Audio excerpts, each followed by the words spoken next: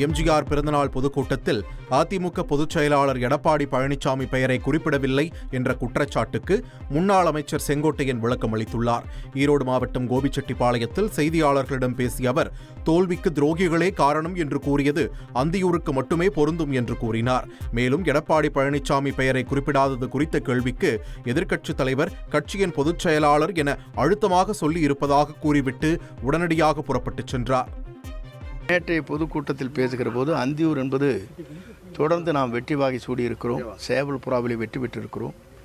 ஆனால் இந்த முறை தோற்பதற்கு சில பேர் இந்த இயக்கத்திற்கு ஒரு துரோகத்தை செய்திருக்கிறார்கள். அதை நாம் கவனமாக எடுத்துச் செல்ல வேண்டும் என்று சொல்லியிருக்கிறேன். அந்தியூர் மட்டும்தான் பொருந்தும். சார், இந்த 2 நாள் பொதுக்கூட்டத்தில் உங்களோட பேச்சை கவனிக்கிறப்ப என்னன்னா, ஒரு இடத்துல கூட இபிஎஸ் பேரை பயன்படுத்தவே இல்லை. கழக பொதுச் செயலாளர் எதிர்க்கட்சி தலைவர் என்று அழுத்தமாக சொல்லியிருக்கிறார்.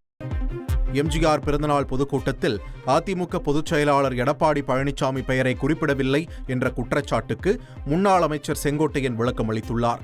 ஈரோடு மாவட்டம் கோபிச்செட்டிப்பாளையத்தில் செய்தியாளர்களிடம் பேசிய அவர், தோல்விக்கு துரோகிகளே காரணம் என்று கூறியது அந்தியூருக்கு மட்டுமே பொருந்தும் என்று கூறினார். மேலும் எடப்பாடி பழனிசாமி பெயரை குறிப்பிடாதது குறித்த கேள்விக்கு எதிர்க்கட்சித் தலைவர் கட்சியின் பொதுச் செயலாளர் என அழுத்தமாக சொல்லியிருப்பதாக கூறிவிட்டு உடனடியாக புறப்பட்டுச் சென்றார்.